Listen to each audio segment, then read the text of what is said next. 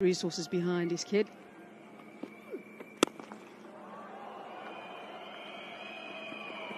I do love these little kind of games within games where the American national team players are taking each other on as well, playing out for the bragging rights, looking to score one over what was the teammates in the blue and red of USA last month in critical ODI action down in Florida. Now it's yellow against green here at the Oakland Coliseum in MLC.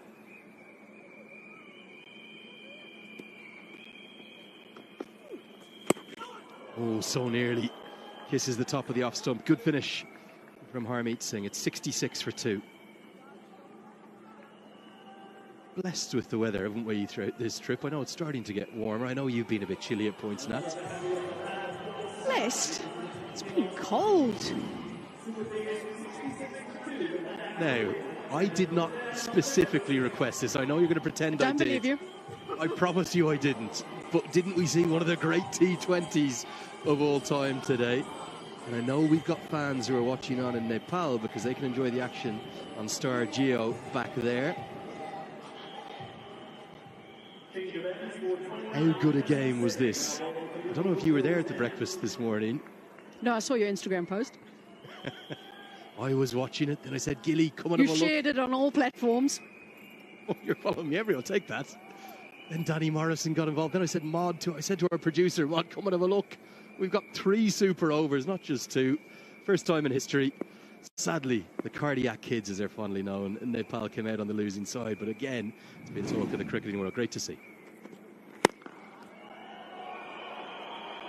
A straight drive, splits the 2 men at long off and long on, flies for 4. So many will tell you that the straight drive or on drive is one of the best to watch. Take a look at this. You've got to make sure you get foot into the right place. You so easily can have that back hip come through if you don't quite get it right, and then you can get squared up. Not on this occasion for Daryl Mitchell. That's nicely done.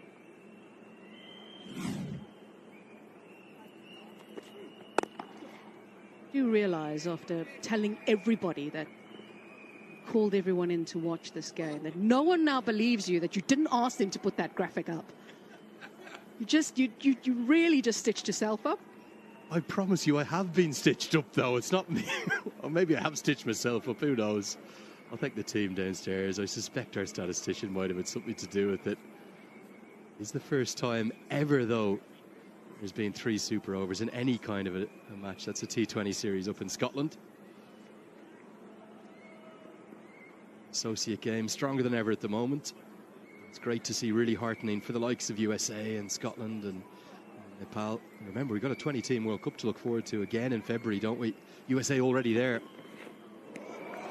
I would imagine Saiteja Mukamala, who wasn't in the squad, or wasn't in the 11 at least, those famous wins over Canada and Pakistan, I think he'll be pressing the case, won't he? His skills and his efforts so far at Cognizant MLC. Yeah, absolutely. And I suppose that's sort of the idea, isn't it, with regards to minor league cricket, MLC, trying to push along minor league cricket, making it as more professional as possible. And then this is the next level. And, of course, in preparing you for the international stage.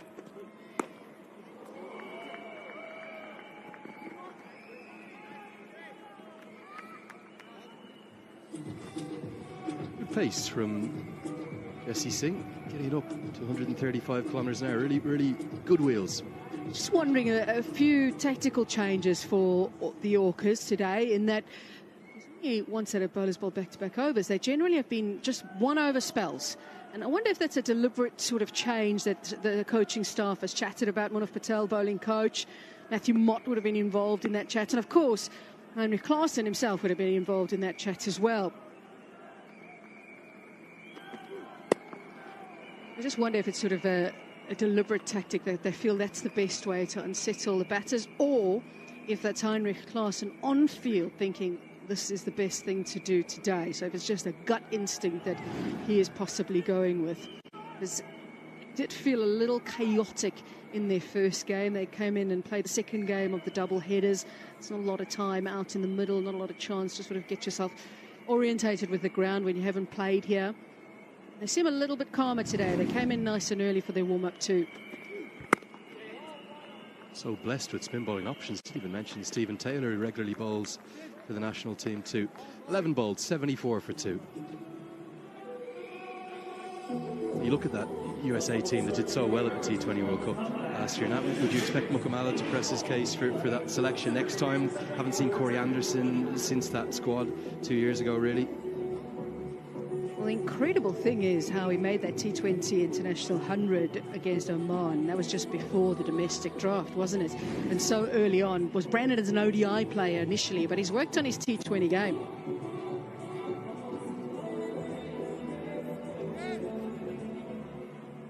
Definite chance. The likes of Corey Anderson, not in the mix since last year's World Cup. To the leg side. Also, don't think he quite got into the right position to free the arms. He almost sort of got locked in the shot as to where his legs were. So, nice little moment it is for Harmeet Singh. The Yorkers look a lot more settled today. 74 for 3 as Mukamala makes 30.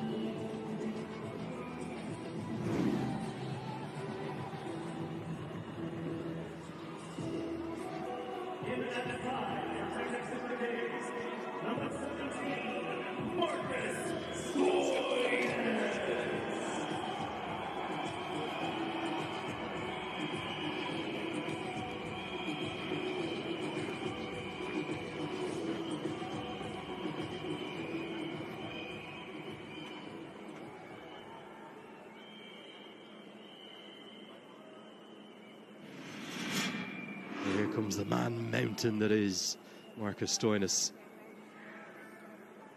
Could easily have been playing here for the Oakland Raiders back in the day. Big hitter. Now let's get down pitch side to Aman Patel. I think he's got Matthew Mott with him. A very happy Matthew Mott as well. Wicket just fell 74 for 3. How do you assess that position for your team right now? Yeah, I think it's been a really good power play and we've come out of it quite well. The wicket did look a bit tricky, which we expected. I think there's a little bit of dampness in there, and that's probably why we sent them in. But, you know, we were fully aware that it's going to take a big back end here to keep them under a total that we can chase down. Yeah, and then speaking of your team composition, right, obviously you added a Sujit Nayak who can bowl the spin, but talk to me about that move, bringing him in for Cameron Gannon. Yeah, we probably just thought that he had that little bit of extra hitting power as well. We wanted to just strengthen the batting a little bit there. But, yeah, it was a tough call on Gano. But, you know, he'll play a lot more of a role throughout the tournament. But, you know, it's a big opportunity for a few of these guys here on a wicket that's given them a bit of assistance at the moment. Yeah, someone like Harmeet Singh, very highly rated domestic talent, #1 overall pick just a couple of years ago. Talking about what he brings to the side. Yeah, he's been brilliant tonight, hasn't he? He brings a lot of calmness, a lot of experience. He knows the local players well, so I've already been picking his brain quite a bit. That's been very helpful. But, yeah, he just seems to have a really clear plan on what he wants to do, and he's executing well tonight. Yeah, you're picking his brain on the locals. Obviously, it is your first time in the league. How have you enjoyed it so far? Yeah, it's been brilliant. I think we started really well the other night. Unfortunately, we didn't finish the game as we would have liked, but it's been a magical atmosphere. I came and watched the first game from up in the bleachers, and yeah, it is really special what they've done here. And credit the groundsman Hoffy, you know, to produce a wicket like this in a baseball stadium. It's a fantastic achievement. Yeah, it's been brilliant to watch it. Matthew, thank you so much for your time. Unfortunately, we'll end it with a 6 here. That'll close out the over. Yeah. Score moves now 84 for 3. Thank you. Cheers. Thank you.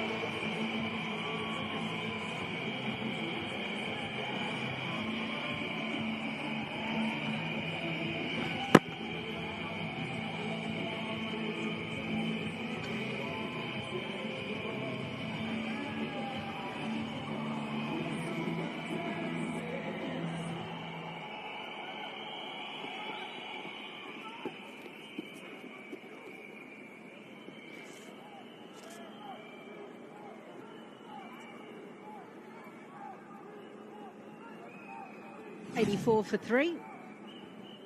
And this 6 will certainly help. He's giving himself a little bit of room, Stoinis. The Hulk, as he's well known.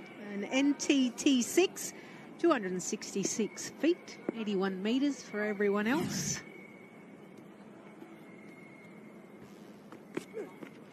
Yeah! Nice to hear from Matthew Mott, a guy who's done a lot in his life, especially from a coaching point of view. Coaching the men, coaching the women. The Australian women's side was very successful there. And the England men's side, and now has kind of got into assistant roles in franchise cricket.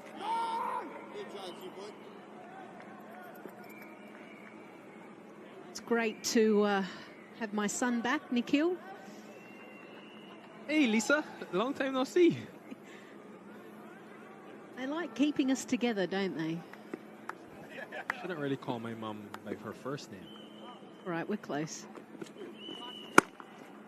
For those, it's a little gag that we have. Given the age that I am and Nikhil, it makes sense, you know. I'm the mum. I look after the youngsters out there. Important wicket. As Mukamala was looking good, 30 off 23. At the moment, he seems to be getting starts, but just not going on. And the Texas Super Kings will want him to convert those 30s into at least 50s and maybe even more. But there's still a long way left in this tournament. And I know he didn't execute the shot, Lisa, but one thing we've seen today is a bit more intent from Texas against the spin. In the first two games, went at just 7 and over against the spinners. Think about Bracewell and Sunny Patel against MI. Yesterday, Sangha and Narayan. And this man, centre of screen, Faf du Plessis, even his coach, Stephen Fleming, they're always big on continuously improving. So although they've won the first two games, yes, they got over 180 plus. They're batting first for the third time. They'll be thinking, how can we keep getting better? And one thing they would have looked at was that focus on against the spin. You see Stoinis come in, he's taking it on straight away. Mukamala did that well.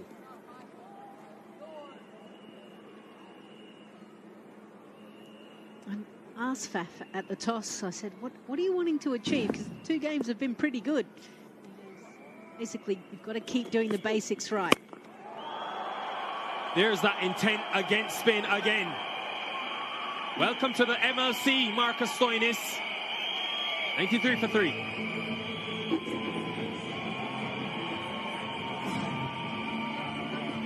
Such a strong guy. Anything pitched up in his half. He has the ability to extend, reach, and smash the ball back past the bowler. Goes a long way as well.